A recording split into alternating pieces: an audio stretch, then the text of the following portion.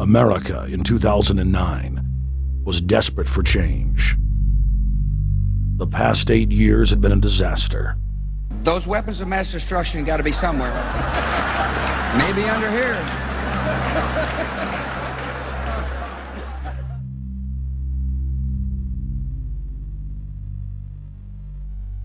George W. Bush, who had claimed to be a conservative, had tripled the size of the federal government, shredded the Constitution, and destroyed the image of the United States worldwide. Nope, no weapons over there. Endless wars, over 1 million dead Iraqis, and more than 5,000 dead U.S. troops. The Patriot Act, warrantless domestic wiretapping and spying, the end of Posse Comitatus, the rise of the treasonous North American Union, a deepening recession sliding towards total economic collapse. These factors and other abuses had the American people in a state of panic for their future and the very existence of the United States. The elite were in trouble. The people were beginning to see through their facade, past their front man, and to the ruling elite behind the throne. For the first time in U.S. history, both parties were universally hated. Congress had a 9% approval rating. The globalist agenda had stalled. And then, onto the scene came a man who promised change. Change we could all believe in. Barack H. Obama promised to end the war and bring our troops home fast.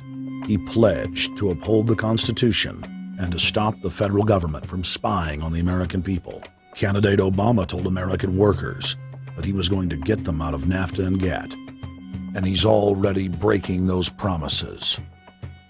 In this film, we will prove that Obama says one thing and does another, and that he works for the very same elite interests that Bush served, the very interest engineering the financial collapse and formation of a dictatorial world government. This film is not about left or right. It is nonpartisan.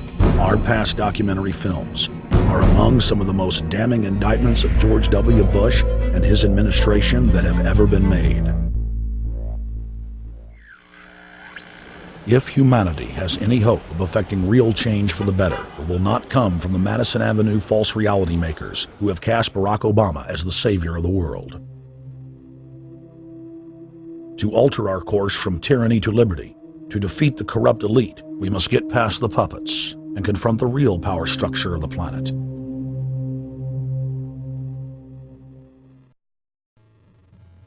Obama pledged in hundreds of speeches and interviews that within 6 months of being elected, he was going to bring our troops home from Iraq.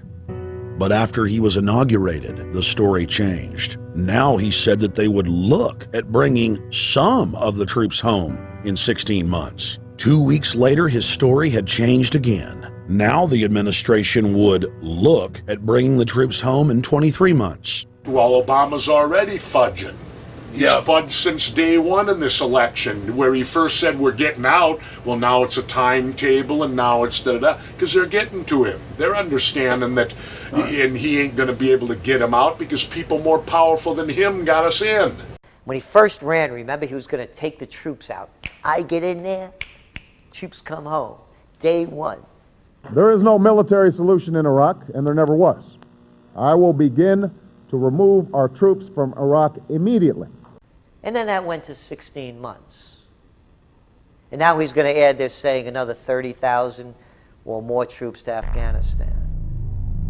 Next, he sent 30,000 more Marines to Afghanistan, doubling the total number of forces in the crosshairs. Barack then announced that he was going to move missile systems into Eastern Europe to encircle Russia.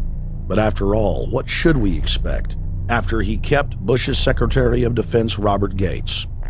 The outcome of this policy is if you're constantly meddling near the Russian borders with these fascist creeps, IMF, NATO agents like Yushchenko of Ukraine or Saakashvili or Georgia or these Kaczynski twins in Poland or various collections of people in Latvia, Lithuania, Estonia, you're tied to these gangsters, and if they decide to start a war, that rapidly escalates into thermonuclear World War III.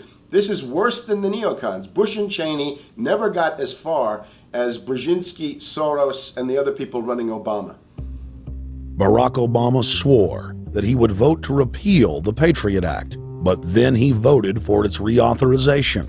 Obama decried the Bush administration's illegal warrantless wiretapping of the American people. Then he voted to legalize it. Obama pledged that he would filibuster any attempt to give retroactive immunity to the telephone companies, the telecom companies, except he then turned around and voted for that bill. Most people don't know, for example, that he voted to reinstate the Patriot Act and more government wiretapping. Candidate Obama told desperate factory workers in speech after speech that he was going to renegotiate NAFTA and GATT to make it more fair for American workers. It is absolutely true that NAFTA was a mistake. But then his campaign was caught sending out memos to top corporate leaders, telling them not to worry and that it was just campaign rhetoric. We had Obama saying, you know, I'm against free trade. I don't like NAFTA and all those free trade sellouts. We had Austin Goolsbee going to the Canadian diplomats and saying, don't mind him. He's just popping off. That's just election era rhetoric. Doesn't mean anything. Presidential candidate Barack Obama was publicly criticizing the North American Free Trade Agreement in a bid for votes, but privately telling Canadian officials not to worry about it. He said that he was going to bring us peace in the Middle East. He said that he was going to bring us transparency and a balanced economy. He said that he was going to not have lobbyists. He said he was going to clean up government. He said he was going to work for the environment.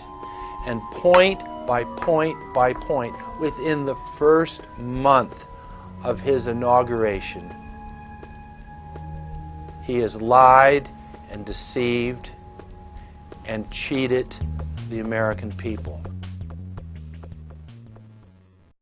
Humankind is at a historic crossroads. The forces of globalism are marching towards absolute despotism. Look in the mirror, count the cost, and decide, are you going to let history repeat itself? Or will you stand tall with freedom lovers everywhere and stop the completion of a world dictatorship? In the New World Order's war against humanity, Barack Obama is the tip of the spear. The information contained in this film is vital to the future of the Republic and to freedom worldwide. Get your copy of The Obama Deception today at Infowars.com or download it in super high quality at PrisonPlanet.tv. The Obama Deception. The truth strikes back.